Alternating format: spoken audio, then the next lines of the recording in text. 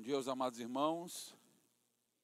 Vamos orar nesse momento, agradecendo a Deus e pedindo que o Senhor capacite a todos os nossos professores. Deus amado, Deus Todo-Poderoso, estamos na Tua presença, agradecidos. Hoje é dia do Senhor, dia que separamos para estar na Tua casa, aprendendo, crescendo, entendendo um pouco mais das Tuas verdades e das implicações dela para a nossa vida. Obrigado por nos trazer, aquece o nosso coração com ânimo, com prazer, e fala aos nossos corações, nos protegendo de uma teologia prejudicial, danosa, e colocando, ó Deus, neste púlpito e na sala de aula de cada uma das nossas crianças, adolescentes, o verdadeiro evangelho, uma aproximação genuína do Senhor. Abençoa-nos, ó Deus, é o que nós pedimos em nome de Jesus. Amém. Então, meus irmãos, nós temos trabalhado o tema da eclesiologia e nós estamos especificamente falando sobre ortodoxia.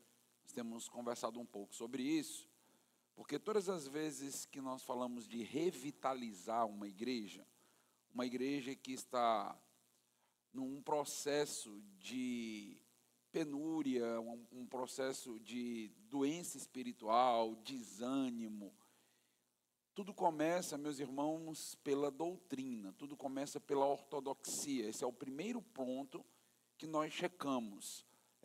O púlpito desta igreja, as doutrinas que são ensinadas, as verdades bíblicas que estão sendo trabalhadas ali. Então, nós estamos trabalhando este aspecto específico. E essa semana eu vi um exemplo do que eu estou trabalhando aqui com vocês. A gente está trabalhando basicamente a teologia coaching. Eu estou mostrando para vocês como as igrejas elas se venderam para essa ideia da teologia coaching. E hoje tudo é muito autoajuda, tudo é muito enlevo espiritual, desenvolvimento pessoal.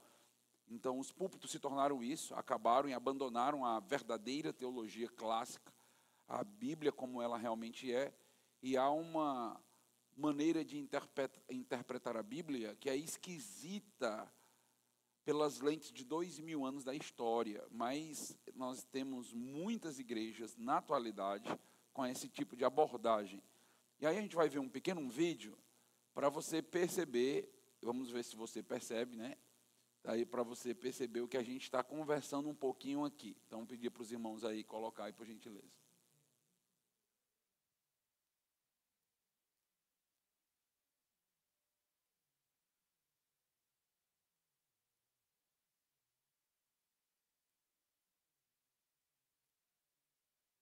Ser família, vocês foram predestinados a serem filhos. Ser família de Deus na terra. A predestinação não tem nada a ver com salvação. A predestinação tem a ver com a nossa vocação na terra. A predestinação não tem nada a ver com ir para o céu. A predestinação tem o que nós vamos fazer aqui na terra para todo mundo saber que a gente é irmão. Glória a Deus, né, mano? Aleluia. Por isso Paulo diz, esforce. Então todo o esforço que eu deveria estar fazendo era em favor do quê? Da unidade. Então se você está fazendo algum esforço no seu ministério que não seja em favor da unidade, se o que você está se esforçando está impedindo você de andar com o seu irmão, então você está fazendo um esforço fora da sua vocação.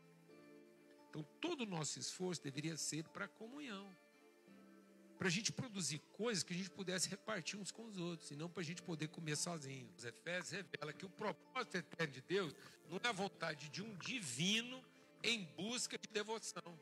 Então o que levou Deus a criar tudo o que Ele criou e nos criar, não era a necessidade divina de ser louvado, mas era a vontade paterna de ser conhecido.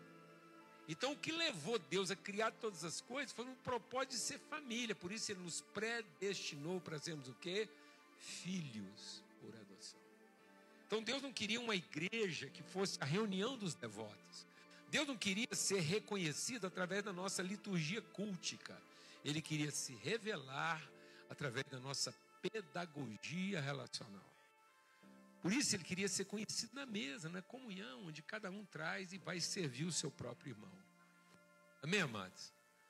Por isso a gente não consegue entender o sinal da cruz se a gente não entender a pedagogia da mesa. Cruz não era com a expectativa de ser salvo. A cruz é com a perspectiva de nos devolver a relação de conciliar com Deus e uns com os outros. Mas nós transformamos a cruz em expectativa de salvação e não em perspectiva de comunhão. A cruz é para que você parasse de querer ser salvo, para ter tempo de ter comunhão. Glória a Deus, amado. Aleluia. A cruz é para que você nunca mais precisar buscar a salvação. Para você ter tempo para ter o quê? Comunhão.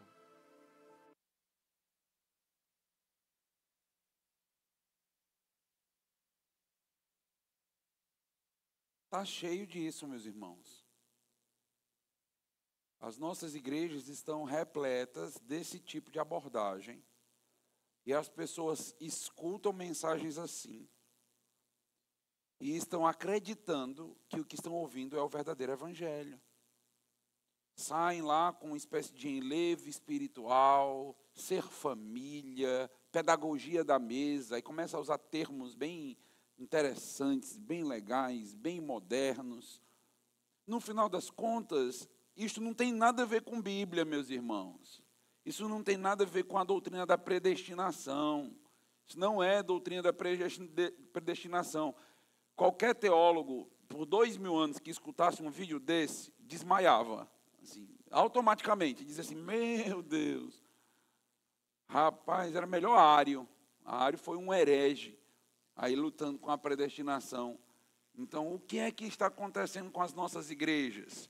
As nossas igrejas estão abandonando as doutrinas clássicas.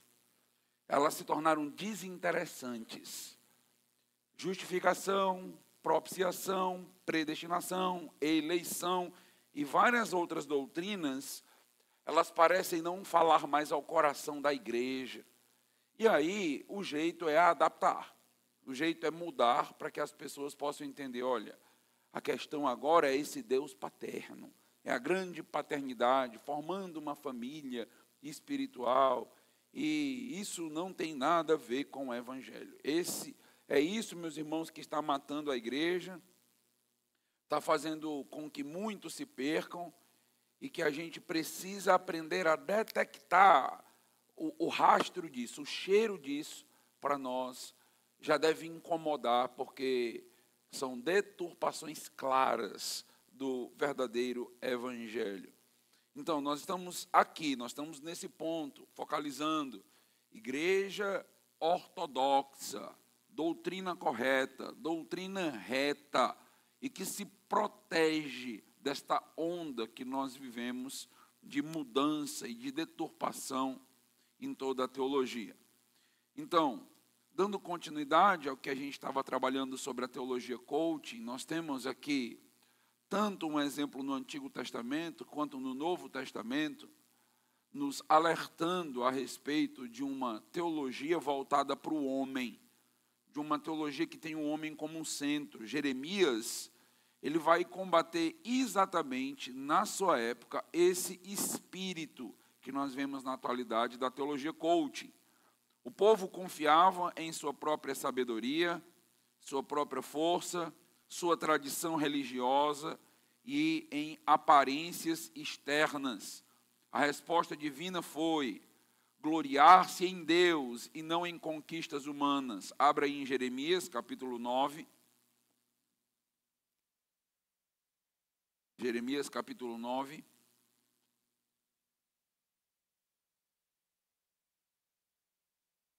Versículo 23 e 24.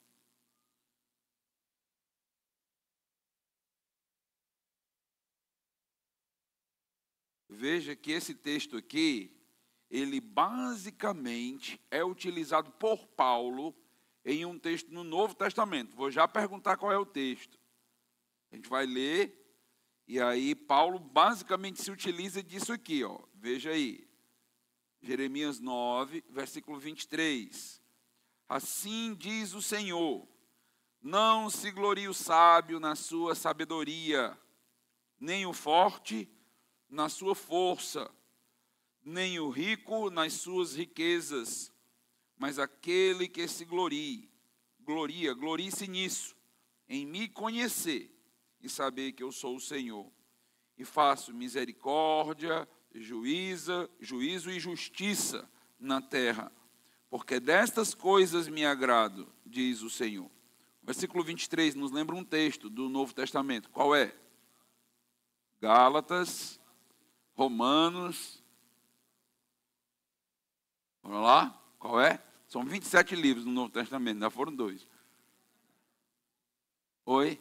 1 Coríntios, a sabedoria do homem, lá comparada, né? A força do homem, a sabedoria do homem comparada com a sabedoria de Deus, a glória de Deus. Então, Paulo, quando ele está fazendo aquela construção de 1 Coríntios, sobre não se glorie o sábio na sua sabedoria, ele está utilizando aqui toda essa base do Antigo Testamento. E o texto, basicamente, meus irmãos, nos diz que o sábio, a força, o rico, a vitória financeira, ser bem-sucedido aqui nesse mundo, não é o foco, não é o grande motivo, não é o aspecto primordial e principal. Nós não nos voltamos para isso, mas para nos gloriarmos em conhecer e saber quem é Deus, saber quem é o nosso Senhor.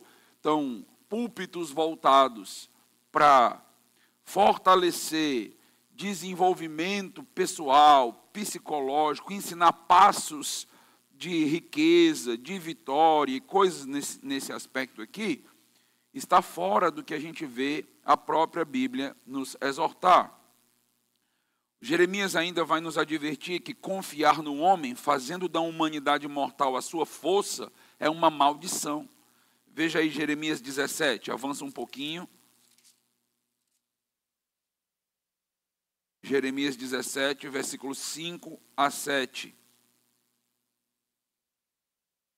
Assim diz o Senhor: maldito aquele que confia no ser humano, que faz da carne mortal o seu braço, e cujo coração se desvia do Senhor, porque ele será como um arbusto solitário no deserto, e não verá quando vier o bem. Pelo contrário, morará nos lugares secos do deserto, na terra salgada e inabitável. Bendito aquele que confia no Senhor e cuja esperança é o Senhor. Então, maldito aquele que confia nos projetos meramente humanos, nas ideias meramente humanas, que se volta e coloca todo o seu coração aqui nesse mundo e naquilo que o mundo tem para nos oferecer como estratégias. O texto diz: bendito é o que confia no Senhor, bendito é aquele que tem esperança em Deus. Então a Bíblia faz um claro contraste entre uma abordagem centrada no homem, uma abordagem centrada na filosofia, nas ideias humanistas e naquilo que Deus nos instrui nas Escrituras, sua glória, seu louvor, sua adoração. E aqui ele nos diz, ele nos coloca no nosso devido lugar. Isso toca diretamente à essência da teologia coaching, onde o homem é exaltado como o centro e o protagonista de toda a história, onde tudo que Deus faz por causa do homem. E Deus basicamente acaba sendo rebaixado a um coadjuvante, a um servo, a um auxiliar dentro dessa história para fazer o homem ser feliz, para fazer o homem atingir o seu potencial, chegar na sua glória. Só que não é a glória do homem que nós estamos buscando. A igreja não está aqui para buscar te desenvolver e conseguir que você atinja a glória humana. Nós estamos aqui para que você se prostre e aprenda a reconhecer o único que é Senhor. Para que você aprenda a adorar, louvar e glorificar aquele que te capacita todos os dias. Nós estamos aqui não para desenvolver o teu potencial, mas para te lembrar que o teu potencial vem de Deus. Para te lembrar que sem Deus você não teria nenhum dom, nenhuma capacidade, você não teria condições de fazer nada, nem em âmbito familiar, nem em âmbito social. Tudo que nós fazemos é porque Deus nos habilita, Deus nos capacita, por isso a honra toda é dele, a glória toda é dele, voltada para ele. Então não existe aqui um segredo, passos para a gente desenvolver um arsenal de capacidades que irão nos desenvolver. O propósito não é esse. Um livro no Antigo Testamento que também desenvolve esse conceito é o livro de Tiago. Tiago vai ainda um pouco mais profundo, porque ele expõe a arrogância prática da autossuficiência. O discurso do planejamento autônomo, típico da mentalidade coaching, é confrontado pela realidade da vida. Veja aí Tiago, abra lá, Tiago, agora no Novo Testamento, capítulo 4.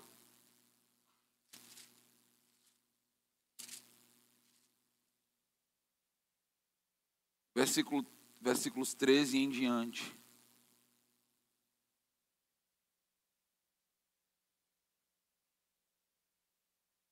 Tiago, capítulo 4, versículo 13. Escutem agora, vocês que dizem, hoje ou amanhã iremos para a cidade tal, e lá passaremos um ano, e faremos negócios, e teremos lucros. Vocês não sabem o que acontecerá amanhã. O que é a vida de vocês? Vocês não passam de neblina, que aparece por um instante e logo se dissipa. Em vez disso, deveriam dizer, se Deus quiser, não só viveremos, como também faremos isto ou aquilo. Agora, entretanto, vocês se orgulham das suas arrogantes pretensões. Todo orgulho semelhante a este é mau. Portanto, aquele que sabe que o que deve fazer o bem e não faz, nisso está pecando. Então, esse texto aqui, meus irmãos, é uma confrontação direta ao que nós estamos vendo. O que a teologia coaching diz? Você pode, você consegue, você vai conquistar o que você quiser, Deus está ao teu lado, Deus é o teu braço forte, você só precisa de fé para que você atinja e realize os seus sonhos. O que Tiago nos diz, meus irmãos, é exatamente o contrário. A nossa vida está nas mãos do nosso Deus. É o que Provérbios nos diz, o homem pode fazer planos, mas a resposta dos lábios vem do Senhor. É Deus, na realidade, quem traça o nosso caminho. E nós ficamos na dependência dEle. Nós vivemos na dependência dEle. Então, e Deus se alegra em estarmos nessa dependência. Então, esta ideia de que, olha, vai dar certo, você vai conquistar. Então, está aqui os passos e que você precisa para você chegar lá. Isso, meus irmãos, é uma teologia barata. Isso é uma teologia falsificada. Isso não é a teologia bíblica. Tiago responde, vocês não sabem o que vai acontecer amanhã. Vocês não podem definir o que vai acontecer amanhã. Então, que sucesso é esse que está sendo prometido na tua vida amanhã? O que é isso aí? Logicamente que Tiago não está querendo isentar a gente da nossa responsabilidade de fazer o que nós pudermos fazer. Então, eu já disse para os irmãos, a Bíblia não é adepta à teologia da preguiça. Então, pronto, cruza os braços, ninguém faz nada, porque Deus é soberano mesmo. Então, tudo vai acontecer de acordo com a vontade dEle. Vai acontecer de acordo com a vontade dEle. Mas Ele nos responsabiliza para que a gente possa fazer aquilo que cabe a nós. A nossa responsabilidade não é anulada diante da soberania de Deus. Mas não está na nossa responsabilidade o sucesso. Essa é a diferença. Sim, nós temos responsabilidade. Nós precisamos nos planejar, nós precisamos buscar fazer aquilo que está ao nosso alcance.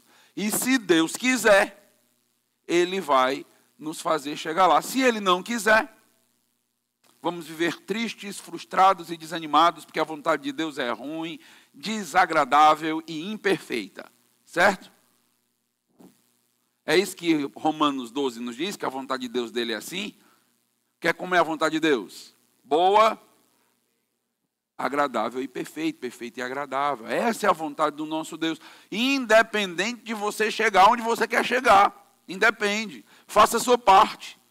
Se Deus quer que você chegue lá, amém. Ótimo. Mas não tem um segredo para isso.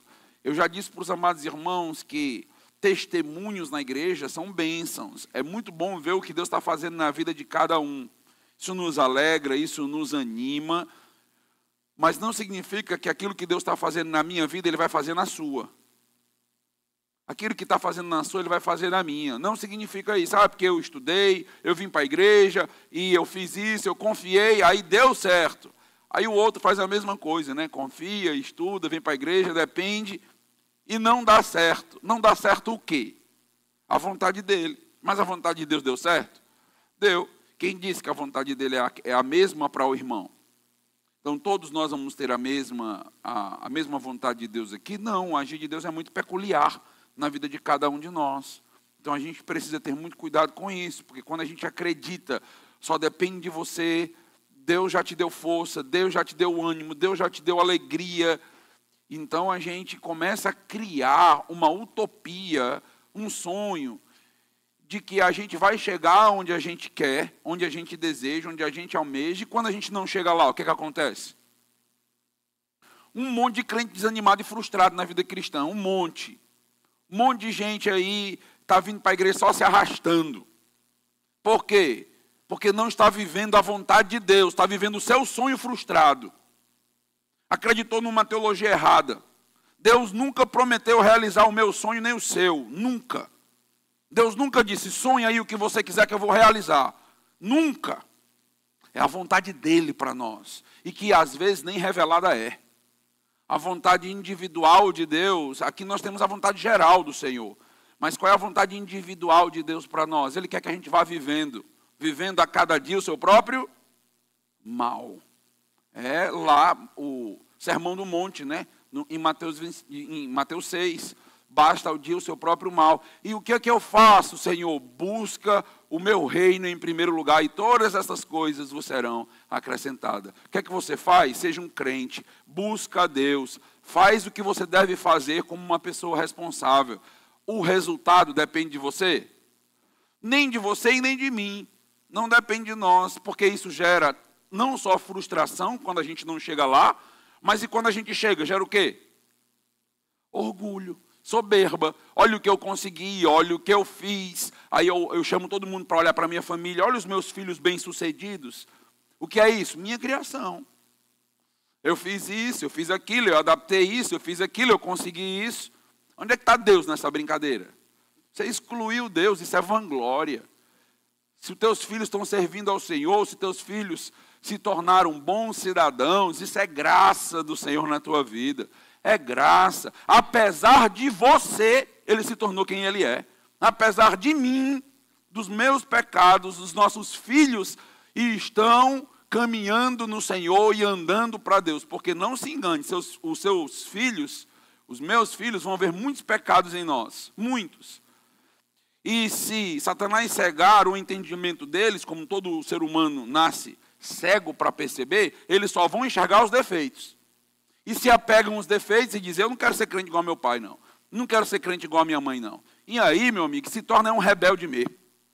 E aí vai para muito distante do Senhor. É graça. Não foi sua disciplina, não foi sua vara. Sim, a Bíblia diz que a gente deve disciplinar, a gente deve ser responsável. Mas o triunfo não está na disciplina, o triunfo não está na vara, o triunfo não está na tua voz forte. O triunfo não está no teu policiamento. Porque eu ia buscar o meu filho no começo da aula, aí assim que terminava a aula, que tocava lá, eu já estava na porta, para não acontecer nada com os meus filhos. Acontece aqui, ó. O problema não é externo. O maior problema do teu filho e nosso é o coração. Não é externo. E como é que tu protege ele do coração dele? Tu vai arrancar o coração dele?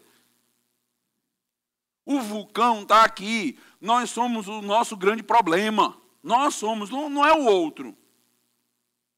Nós gostamos de transferir para o outro, é diferente, é vitimismo. Mas o nosso grande problema somos nós mesmos. Nosso egoísmo, nosso coração, que assim que ganha uma liberdade, ele já coloca as garras para fora e pronto. Você pode manter seu filho preso em casa 18, 20 anos, mas assim que ele tiver a oportunidade de se libertar, o vulcão, pronto.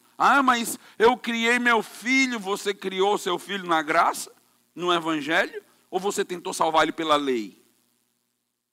A lei não salva ninguém, meus irmãos. A lei só mostra os nossos pecados. A lei nos condena e nos mata. Essa é a teologia de Paulo. É a graça. Então a gente tem que ter muito cuidado com essa teologia, ela é muito sutil. mas é uma deturpação completa do Evangelho. A teologia coaching exalta a autodeclaração de sucesso. Só depende de você. Aquelas mensagens que a gente recebe de manhã cedo, não tem? Aqueles devocionalzinhos de manhã cedo, assim, logo para começar o dia, né? Ah, acordei já tão meio cansado, o dia está tão ruim. Bora, vamos para cima. Só depende de Deus. É de Deus que depende. Não é de você, é da vontade de Deus que depende. Mas aí a gente recebe meio que uma espécie de ânimo, uma injeção de ânimo humanista aqui, e aí a gente disfarça com algum texto do Evangelho. Tiago lembra, se o Senhor quiser. Eu não fico fazendo isso aqui não, mas às vezes dá vontade de fazer na igreja assim. Repita. Né? Tem umas igrejas que fazem isso, né? Se o Senhor quiser. Repita isso na frente do espelho um bocado de vez para você. Se o Senhor quiser. Fazer minha parte, fazer aquilo que eu desejo, que eu quero, se o Senhor quiser.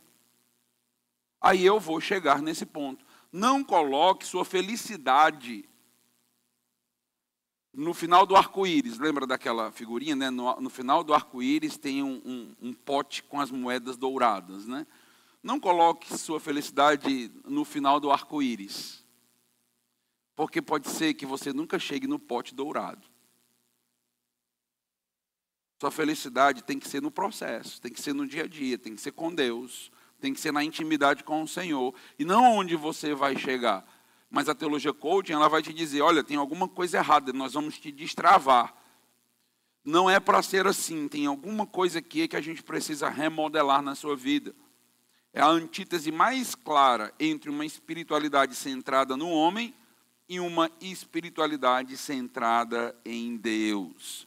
Então, resumo, tanto a teologia da prosperidade quanto a teologia coaching distanciam-se do cristianismo bíblico.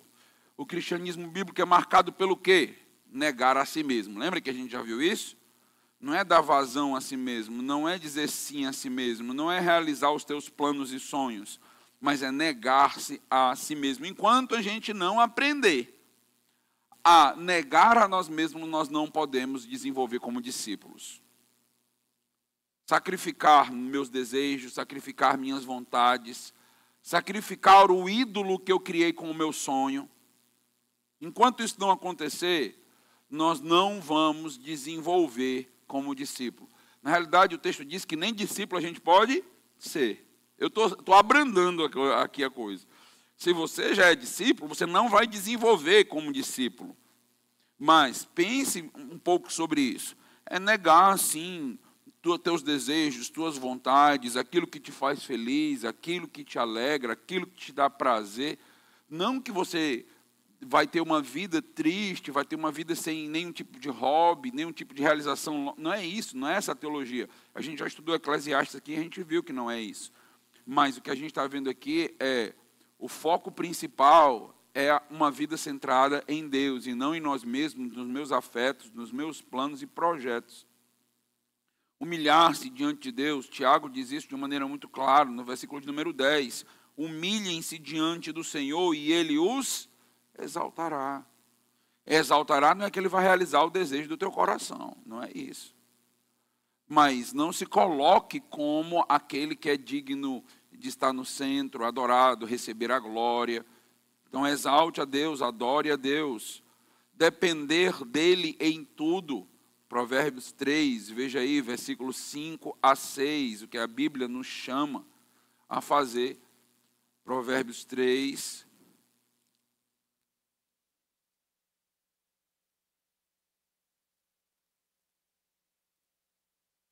Versículos 5 e 6. Confie no Senhor de todo o seu coração.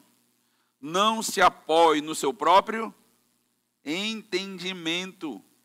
Reconheça o Senhor em todos os seus caminhos e Ele endireitará as suas veredas. Não se apoie no seu próprio entendimento. Lembra que é Jeremias que vai nos dizer que o coração do homem é enganoso e desesperadamente corrupto. Teu coração pode estar te pregando uma peça e você pode passar a vida inteira correndo em vão. Como Salomão diz em Eclesiastes, correndo atrás do vento. Pode passar a vida inteira correndo atrás de algo que não tem peso de glória, que não realmente vai te fazer feliz, que realmente não vai te realizar, mas é o meu sonho desde pequenininho, pastor, desde pequeno lá em casa, já diziam isso, já falava isso, mas é a vontade de Deus? Não vou nem falar se é o sonho de Deus, é a vontade de Deus? Essa é a pergunta mais importante da minha e da sua vida. Nós seremos felizes quando nós estivermos no centro da vontade de Deus. É aí onde está a realização. É aí onde está a bem-aventurança. E nem importa se nós vamos ter lutas, dificuldades, problemas, perseguições, o preço que nós vamos pagar por nossos valores, o preço social, às vezes, que a gente paga por nossas convicções, nem importa. Porque nós estamos no centro da vontade do nosso Deus, fazendo aquilo que nós entendemos que agrada e o glorifica. Quando nós entendemos que Deus será glorificado quando nós vivermos completamente para Ele e que quando vivemos para Ele, automaticamente nos satisfazemos, a vida muda de figura. Esta é a grande tese do John Piper. Quem gosta aí desse autor, então é o conceito dele chamado de hedonismo cristão. Nós somos felizes quando realizamos a vontade do nosso Deus.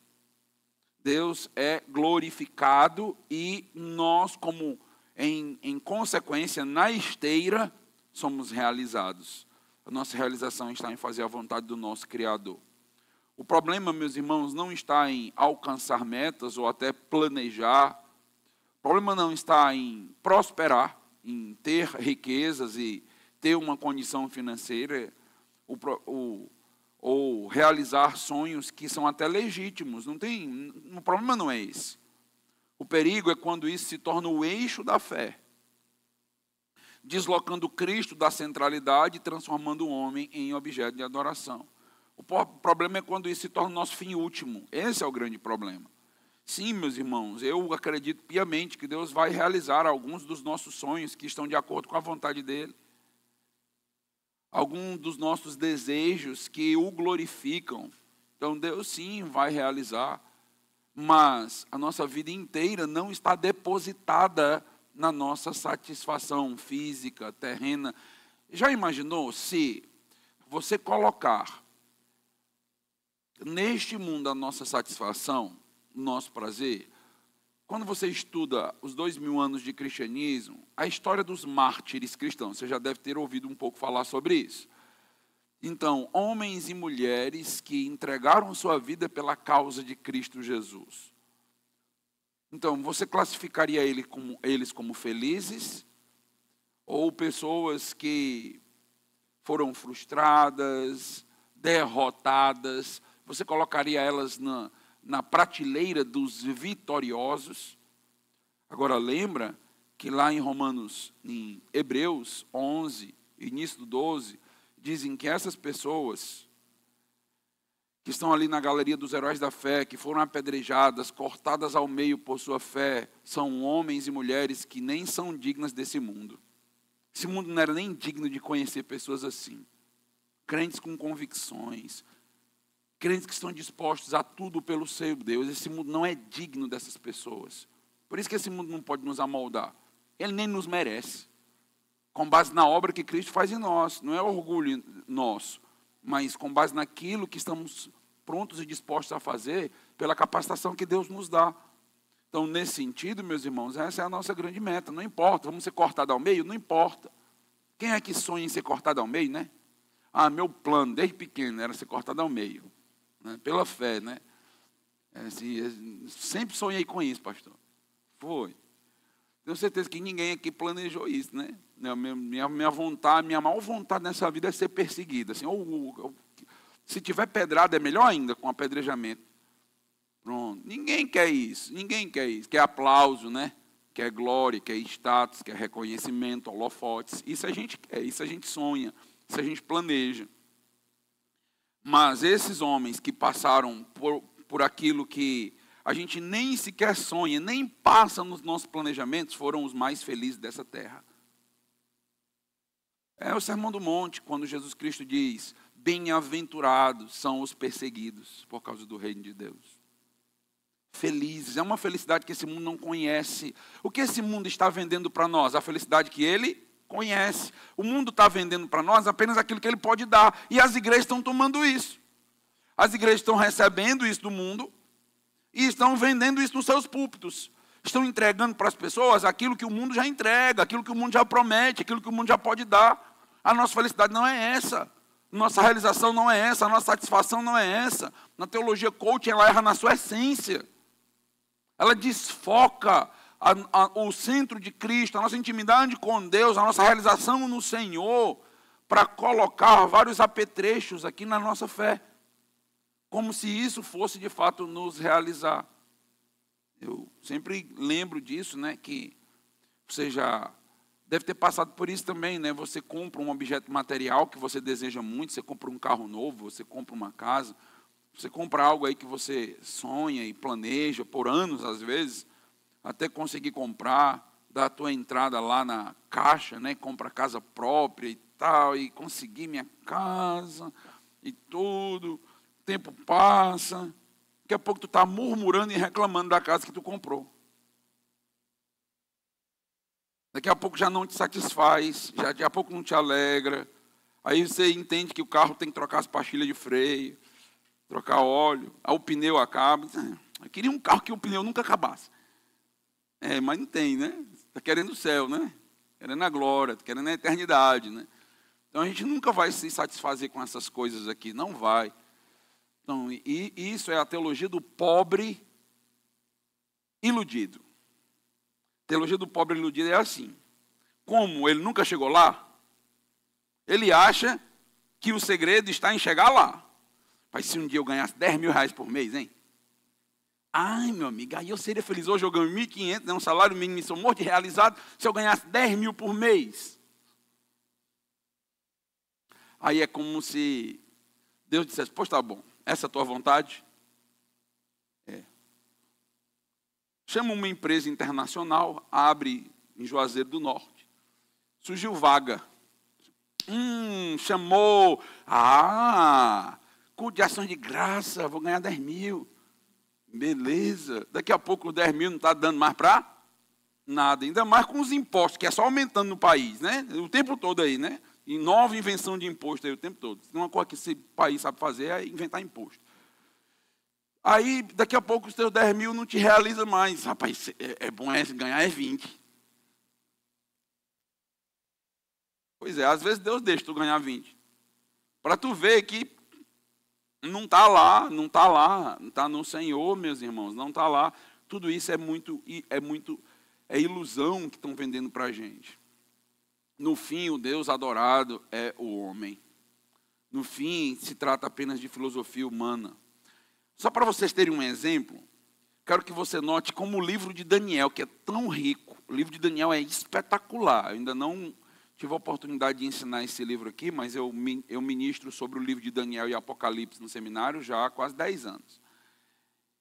E o livro de Daniel, que tem uma teologia belíssima, riquíssima, teologia do reino de Deus. Deus é rei sobre todos os imperadores, Deus faz o que quer, Ele é soberano sobre tudo. Ele levanta a Babilônia, Ele tira a Babilônia, Ele levanta o Império Persa, tira o Império Persa, até chegar ao reino milenar. Pronto, isso aí é um espetáculo, o livro. Aí, o que é que essa teologia coaching, o que é que essa teologia das necessidades das pessoas está fazendo? Olha aqui, o que eu coloquei aqui: fé, mais alimentação, mais condicionamento físico, mais foco, mais amigos. Isso é Daniel. Você não sabia? Pois está aqui o livro. Plano Daniel. 40 dias de uma vida mais saudável. Aqui, ó. Cadê? Até saiu o negócio. Aqui, ó. Plano Daniel. Aí essa setinha que está lá em cima é justamente isso. A fé, a alimentação, está escrito lá em cima, no cabeçalho. Fé, alimentação, condicionamento físico. Você não sabia, não, que que esse é o livro do nutrólogo. Você não sabia. Você vai ser feliz fazendo dieta e com condicionamento físico. Mas, eu fico imaginando Daniel no túmulo. Diz assim, rapaz, Senhor, não estou acreditando não, né? Foi isso que fizeram com o meu livro. Isso aqui, meus irmãos, é um movimento mundial chamado de Igrejas com Propósito, que existe em Juazeiro do Norte. Existe espalhado pelo mundo inteiro. Isso aqui é um dos planos que a igreja organiza aí, dentro deste movimento chamado de Igreja com Propósito. Tem muita gente que vai gostar. Vai para a igreja, o que é que Deus quer? Condicionamento físico. O que é que Deus quer? Dieta, saúde. Esse é o foco de Deus mesmo, né? Aí pega os textos lá, Daniel se absteve de tomar vinho e só comeu verdura, se absteve de comer lá das iguarias do rei, para dizer que você deve se abster de carboidrato.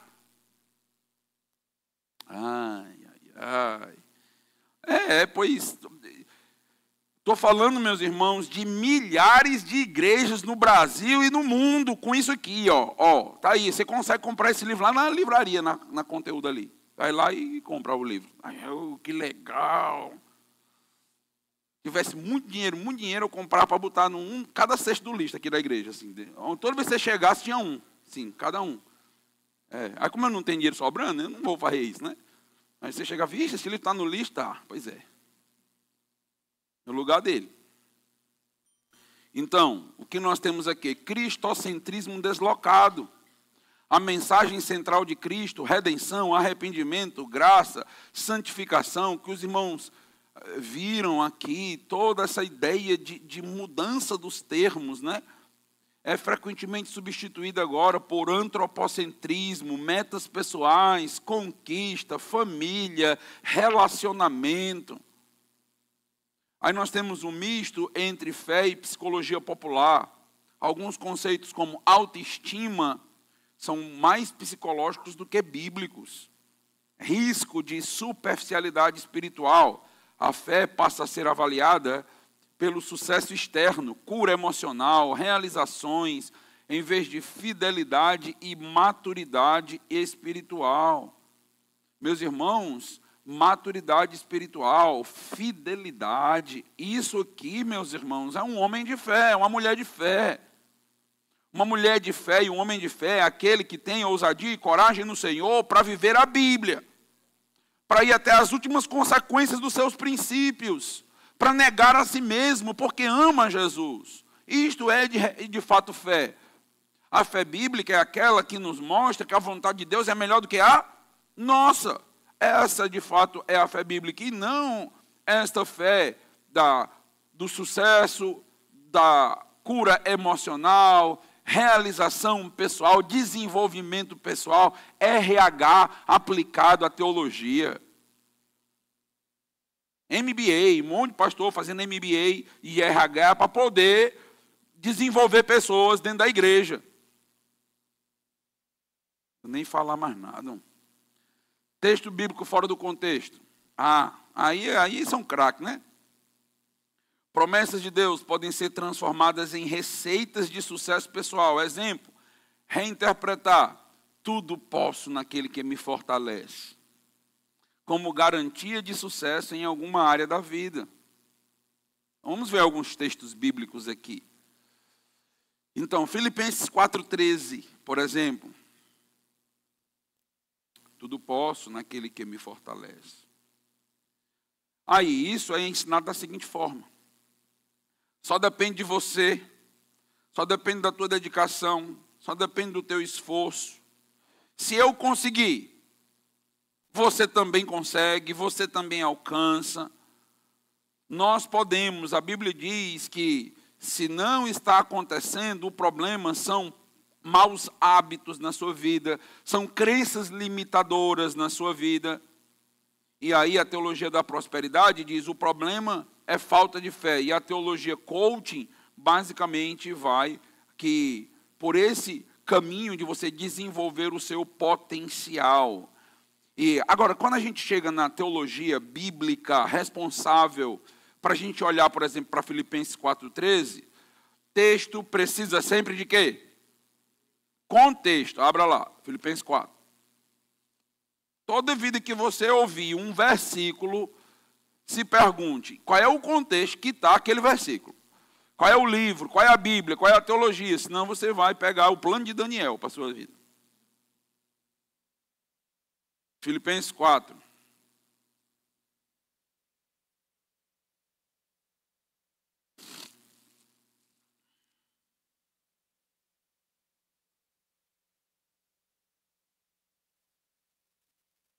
Olha como ele é bem legalzinho. Porque antes do 13 tem o 10, o 11 e o 12, né? Olha aí. O que é que diz? 10. Fiquei muito alegre no Senhor, porque agora, uma vez mais, renasceu o cuidado que vocês têm por mim. Paulo, um missionário, está falando, o cuidado aqui de Paulo é a ajuda financeira. Paulo está sendo enviado para fazer a obra missionária. Aí ele diz, na verdade, vocês já tinham esse cuidado antes, só que lhes faltava a oportunidade.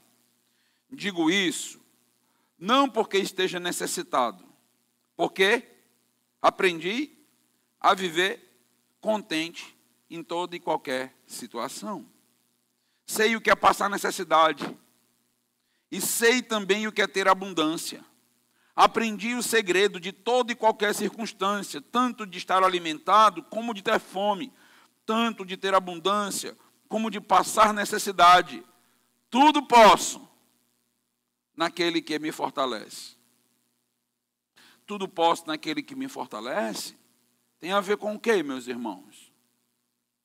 A força e a capacidade que Deus nos dá para perseverar em toda e qualquer circunstância, por amor à causa, por amor à missão, por amor a Cristo. Inclusive, grandes sofrimentos, grandes lutas. Nós podemos ter a certeza e a garantia de que somos crentes, e se somos, nós iremos chegar até o final. Tudo nós podemos passar por toda e qualquer tempestade, porque Deus está conosco. Nós chegaremos até o fim. É a garantia que nós temos da perseverança dos santos. Então, a boa obra, lembra de Filipenses? A boa obra que Deus começou em nós, Ele há de completá-la até o dia de Cristo Jesus. Nós vamos chegar lá. Ele vai nos levar. Isso é tudo posso. Então, não se trata aqui de crenças limitadoras, maus hábitos, de você conseguir realizar e se desenvolver como pessoa, como profissional. Que é isso, meus irmãos? A Bíblia é aberta, veja, a Bíblia é usada, eles decoram versículos e textos, mas o problema está na interpretação. Já disse isso aqui, eu tenho dito isso aqui durante todos esses anos que eu estou com vocês. Não basta abrir a Bíblia e ler um versículo, tem que interpretar da maneira correta.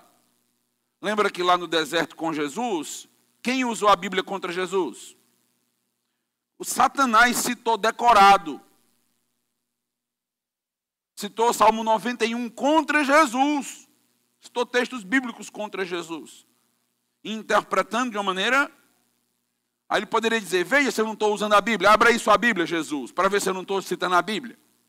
Estava. O problema não é citar a Bíblia, meus irmãos. O problema é não ter nenhuma responsabilidade na maneira de usar as Escrituras. Usa para tudo o que quer. Então, o que acontece nos nossos dias é que a igreja, ela está repleta de líderes, pastores, que estão usando a Bíblia para aquilo que eles bem desejam e querem. E a igreja precisa estar vigilante quanto a isso. A igreja precisa estar acordada. A igreja precisa cobrar. A igreja não pode deixar isso acontecer. Então, os líderes da igreja, então quem faz parte de diretoria de igreja, os diáconos da igreja precisam estar atentos. Pastor veio, pregou a Bíblia, aquilo que ele quer, está percebendo aqui uma completa bagunça, fugindo da teologia. O povo está gostando, mas não é bíblico o que está sendo dito. É preciso chamar esse pastor e dizer, pastor, pare. Ah, mas o povo gostou, pare. É justamente porque o povo gosta que quer que o senhor pare. Pare. Está errado isso aí. Isso que o senhor está fazendo não é teologia bíblica. Isso que o senhor está fazendo não é coisa séria. Isso não é coisa de um homem de Deus. Não é uma coisa de um homem temente ao Senhor. Pare de fazer isso. Pare. E aí nós precisamos de líderes fortes na igreja que possam segurar e dizer, aqui não. Se o senhor quiser fundar uma igreja do Senhor e fazer essas marmotas para lá, o senhor pode fazer. Abra o seu circo lá em algum lugar. Mas aqui não é lugar de circo. Púlpito não é picadeiro. Púlpito não é lugar de palhaço. Púlpito é lugar de pastor sério. E que está fazendo a obra do Senhor da maneira séria. E precisa chamar e fazer repensar. Quer dizer, pode parar com isso aí. Não é porque gosta, é porque é bíblico. Porque a gente gosta de tanta coisa ruim, né? A gente gosta de coisas carnais. A nossa carne gosta de coisas que não é bíblico. Então, não é porque as pessoas gostam que está certo. É o que é bíblico, meus irmãos. É bíblico, está na Bíblia, está. Então, pronto, é isso. Então, interpretou a Bíblia. Aí vem um pastor aqui na igreja, interpreta esse texto de Filipenses 4, desse jeito aqui, né, na teologia coach. Aí alguns irmãos dizem assim, rapaz, hoje foi tão bom, eu nunca tinha escutado desse jeito. É lógico que tu nunca escutou desse jeito, porque eu não sou herege. É lógico, os pastores daqui não são doidos. Aí vem um que fala isso, aí você deveria se assombrar. Você, velho, meu Deus do céu. Que é isso que esse homem está fazendo aí nesse púlpito, pelo amor de Deus? Porque eu não sei vocês, mas quando eu vejo qualquer coisa desse tipo aí, eu já fico apavorado ali. O coração começa a pulsar rápido. E eu disse, meu Deus, onde é que esse cabo vai chegar com esse negócio? Né? Você já fica apreensivo com esse tipo de teologia. O que é isso? O que é isso? Isso não é bom, não. Muita gente pode gostar. Mas nessa noite vieram visitantes que adoraram aquela mensagem. Eram visitantes, né? Você que é membro não pode gostar, mas eles são visitantes, né? Não tem teologia. Jeremias 29, 11. Vamos ver só 3 textos. Hoje, na semana que vem, a gente continua vendo aí as deturpações. Jeremias 29, 11.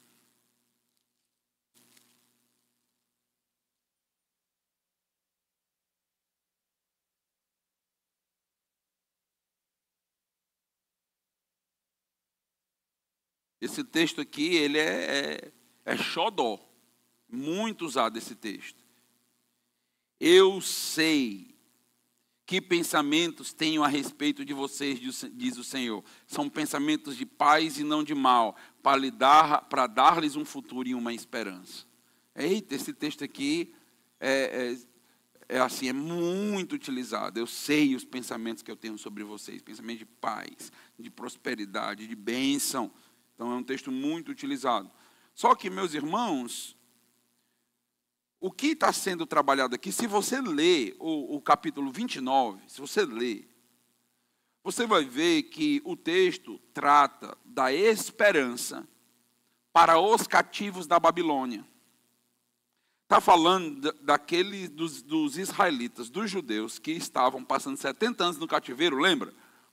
E que Deus vai libertá-los e vai proporcionar para eles uma terra de bênção, uma terra de esperança. Então, é uma profecia escatológica para eles. Isso aqui não tem nada a ver com bênçãos e paz que Deus quer derramar no nosso meio como igreja. Não tem nada a ver. Cuidado com uma coisa. Com o quê? Uso do Antigo Testamento. O Antigo Testamento é uma grande bênção, mas você precisa aprender a relacionar ele com o Novo Testamento.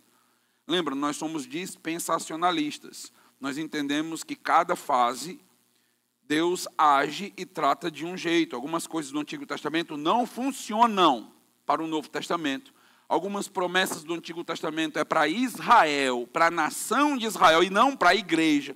Eu não posso pegar tudo aquilo que está sendo dito para Israel e, jogar na igreja e dizer, pronto, está aqui. Então, podem perceber, isso aqui é uma das maiores evidências que tem dentro desse tipo de teologia. Eles usam o Antigo Testamento e o Novo Testamento e não fazem nenhuma diferenciação, misturam os textos, pegam versículo de lá, versículo daqui, e vão fazendo um negócio assim, ó. No final das contas, é tudo Bíblia, né? Já que está na Bíblia, é tudo Bíblia. É tudo Bíblia, mas peraí, eu preciso entender o que era um contexto, o que era outro contexto, como as coisas funcionavam. É tudo Bíblia, mas ninguém está mais no Éden, né? O pessoal que, então vamos pegar o Éden, né? Então vamos dizer, pronto, as promessas lá do Éden, né? Vivendo lá dentro do Éden, é para nós, né? Então tu está dentro do Éden, né? Se bem que alguns acham, né? Estão vivendo nu, né? Aí acham que ainda está vivendo dentro do contexto do Éden, né? Mas não está não, dentro do Éden não vive dentro do Éden não. Pois é, aí a gente precisa entender cada contexto, como as coisas funcionam, a gente precisa saber isso aqui. Então, um erro de interpretação profética. Jeremias é um texto profético. Precisa aprender a interpretar a Bíblia. Então, aprender essas classificações que existem em Bíblia não é por acaso, não. Às vezes a gente aprende lá no nuance, né, quando é pequeno. A gente aprende, isso aqui é um texto poético, isso aqui é um texto histórico, isso aqui é um texto profético. Aí a gente depois esquece e diz assim, besteira essa de profético. É por isso que tem essa esculhambação no meio da interpretação. Porque ninguém está interpretando texto profético de maneira profética. Ninguém está interpretando texto poético de maneira poética. Mas a Bíblia, ela classifica em estilo literário, a classificação é para você interpretar desse jeito. E você entender exatamente desse jeito. Senão você vai ter problema. Pastor, mas para isso eu vou precisar estudar. Vai. Tudo na tua vida tu precisa estudar, ou não? Mas até a Bíblia. Pois é, o problema é esse, até a Bíblia. A coisa que você mais deveria gostar de estudar é a Bíblia. Sim, se desenvolva profissionalmente, faça seus cursos, pós-graduações, faça tudo que você puder fazer, mestrado, ótimo, excelente. Mas tu não leva nenhum conhecimento desse para a glória. O que tu leva para a glória é o teu conhecimento de Cristo Jesus. O que tu leva para a glória é a tua intimidade com a sua revelação e sua palavra. Então, invista na sua carreira, em tudo que você precisar, mas você precisa se dedicar ao estudo bíblico. Eu tenho dito isso, eu tenho indicado livros com todos esses anos, você precisa ler. Se você, nós estamos em outubro, ainda dá tempo, viu? O ano só termina em 31 de dezembro, ainda dá tempo. Passou esse ano todinho sem ler um livro bom de teologia, você está pecando. Pode gravar. Pecando, é pecado. Você não investiu na sua vida espiritual. Você não investiu nisso. Você está pouco se lixando com a sua vida espiritual. Se você cresce, você deixa de crescer. Se você se desenvolve, deixa de desenvolver. Pouco importa. Isso é descaso com o conhecimento de Deus. Aí você vai ser enganado. Aí você vai engolir um monte de interpretação errada e equivocada. Por último, Salmo 37, 4. Aí eu vou abrir para os irmãos que têm alguma contribuição, alguma pergunta. Salmo 37, versículo 4.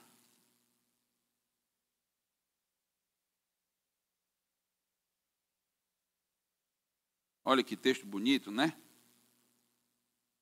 Agrada-te do Senhor e Ele satisfará os desejos do teu. Eita, como é bom. Quem é que não gosta de ouvir isso, né? Agrada-te do Senhor, Ele vai satisfazer os teus sonhos, ou vai realizar os desejos do teu coração. Então isso é interpretado como promessa de que se o crente se concentrar em Deus e planejar metas, ele conquistará o que deseja, o desejo do coração. O Salmo, meus irmãos, fala de alinhar o coração a Deus e confiar nele. Os desejos do coração são transformados para serem bons, segundo a vontade de Deus. Não se trata de Deus realizar nossos desejos egoístas, pecaminosos. Então, se trata de agrada-te do Senhor, e aí você vai ter desejos de acordo com o caráter do Senhor. Vontades de acordo com a vontade do Senhor. Porque você vive para agradá-lo, você se satisfaz na vontade dele, no reino dele, no plano dele. Quando a gente se agrada do plano de Deus, os nossos planos são moldados ao plano de Deus, à vontade de Deus. Então, o que Deus deseja e realiza se torna aquilo que a gente quer fazer parte, realizar e desejar. Então, não se trata aqui do desejo da vontade de Deus e do meu desejo e da minha vontade, né? Olha, goste de Deus como se fosse uma barganha, né? Então, assim, se aproxime de Deus e Deus vai realizar a tua vontade. O que é isso, meus irmãos? Isso é uma moeda de troca. Então, venha para a igreja e Deus realiza teus desejos, teus sonhos. É só isso, se eu soubesse, eu já estava na igreja. Pronto, que era só vir para o culto, né? Aí Deus faz. Não é isso. Quando você aprender a se agradar do Senhor, as tuas vontades vão mudar. Entende o que eu estou dizendo? Você não vai mais desejar as coisas que você deseja.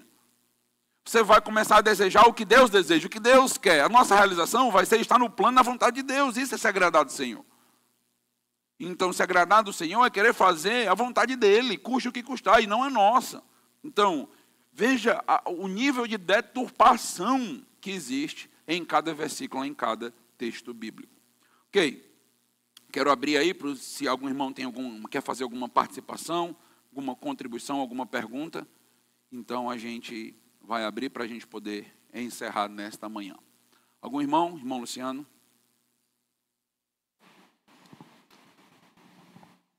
Bom dia.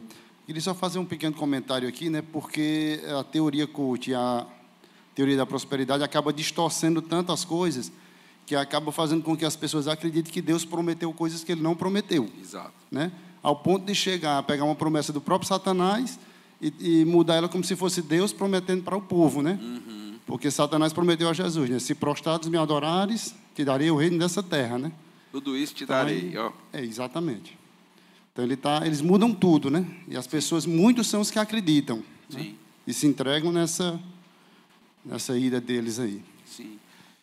Eu diria, a gente vai ver por que a teologia coaching ela atrai tanto, e um dos motivos dela atrair tantas pessoas, das igrejas estarem esbarrotadas, igrejas que têm esse tipo de mensagem e pregação, é porque o maior número de pessoas que está lá não deseja Deus.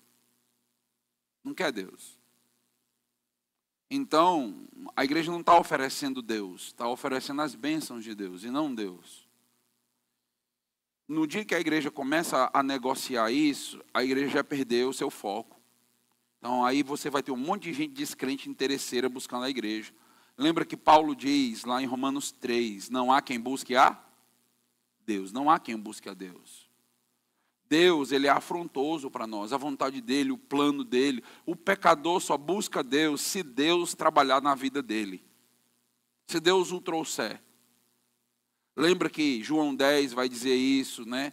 Que chega em Jesus Cristo quem o Pai o trouxe. Aqueles que o Pai me deu, trouxe até mim. Então é Deus quem traz o pecador. Nós convidamos nossos amigos, convidamos as pessoas, mas uma teologia voltada para as pessoas e dizer, o que Deus vai me dar? A gente diz, Deus vai te dar Ele mesmo. A gente diz, não, mas não tem mais nada, não. As pessoas não estão interessadas no Deus bíblico, elas não querem o Deus bíblico. O Deus bíblico não satisfaz pecador, descrente. E como é que a gente faz, então? Aí a gente oferece o que os descrentes querem ouvir. Por isso que essas igrejas têm um grande número de rotatividade. Praticamente nem tem hall de membros. Então, assim, é um grande número, mil pessoas, aí na outra semana outras pessoas, uma rotatividade enorme. Por quê? Porque não tem membros sólidos, crentes ali, firmados, satisfeitos na verdade, na palavra. Então, para encher uma igreja, não é tão difícil como a gente acha. Basta prometer e entregar para elas aquilo que elas querem. Agora, encher uma igreja de pessoas que querem Deus, aí é um milagre. Aí é um milagre. Aí é a realização de Deus. Por isso que me emociona muito quando eu vejo a igreja aqui crescendo e tudo, porque há todos esses anos a gente está entregando só Deus para vocês. É Deus. Aí a igreja cresce, é um milagre. É uma realização do Senhor. Porque tinha tudo para muita gente ouvir e querer ir embora. Não, é só isso, eu não quero isso não. Eu disse, pois é, mas aqui só tem isso, para tu. Aí muitos vão embora, mas os eleitos verdadeiros de Deus, os salvos, ficam, amam e gostam. Diz, é isso, é isso. É isso que eu gosto, é isso que eu quero é Deus, eu quero é o meu Senhor, eu quero é servi-lo, eu quero é uma pregação fiel às Escrituras, do jeito que está lá, dura, forte, do jeito que tiver, eu quero do jeito que está escrito. É isso, isso aí é o verdadeiro crente. O descrente não quer isso. O descrente, ele quer o texto interpretado de uma maneira fofinha e agradável. É isso aí. Mais alguém? Para a gente fechar, irmão Josué?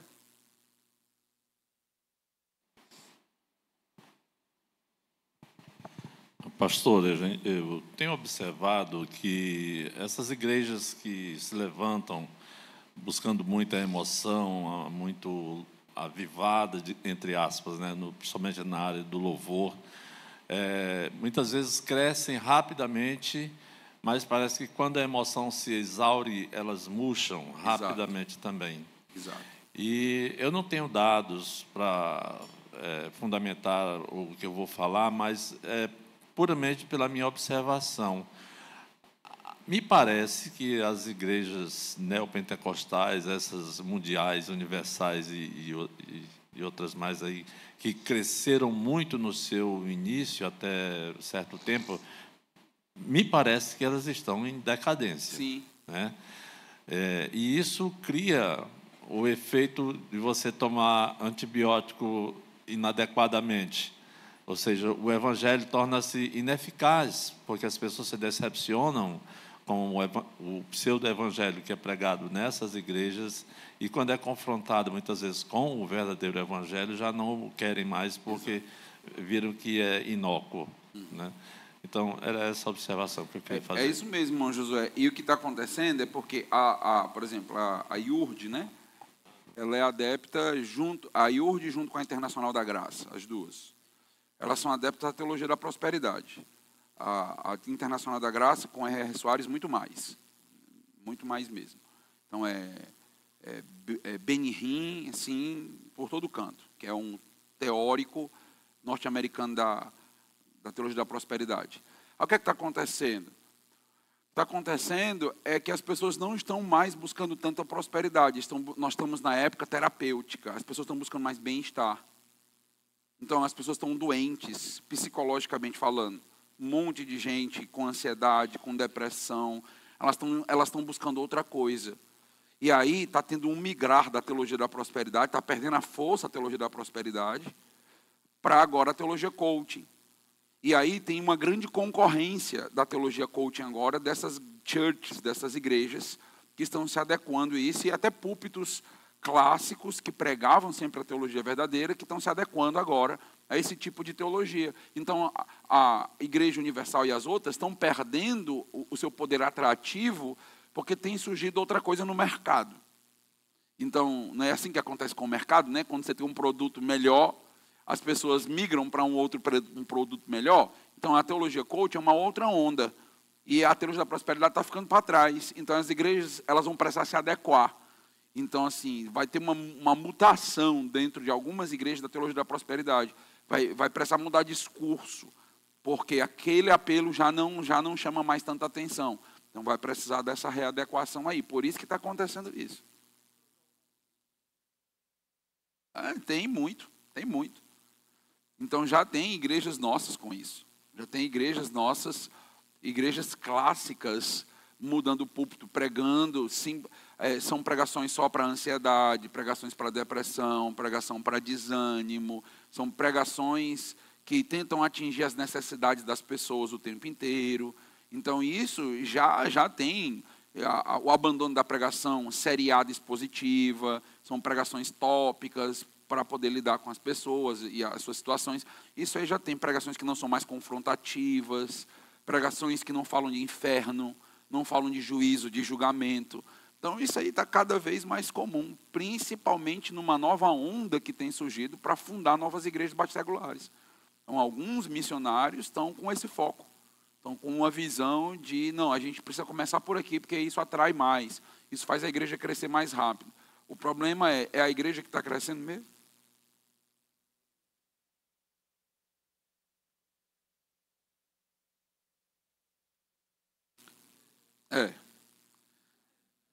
Eu já comprei muita briga, né? Ok? Então vamos ficar de pé, vamos orar.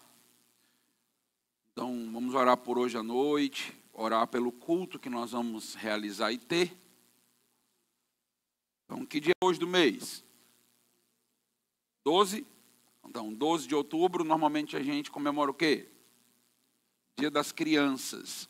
Hoje à noite a mensagem é voltada para o departamento infantil da nossa igreja.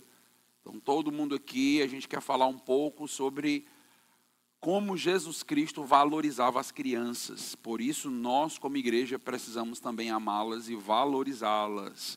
Então, muito importante todos estarem aqui E graças a Deus pelo evento que tivemos ontem com as nossas crianças, um momento maravilhoso. E nós precisamos continuar crescendo e desenvolvendo em departamento infantil. Igreja que não ama departamento infantil, investe em departamento infantil, está errando o alvo. Não entendeu ainda uma boa parte da sua missão. Nossas crianças são valiosíssimas. Lembre que em cada pequeno daquele existe uma alma e um destino eterno.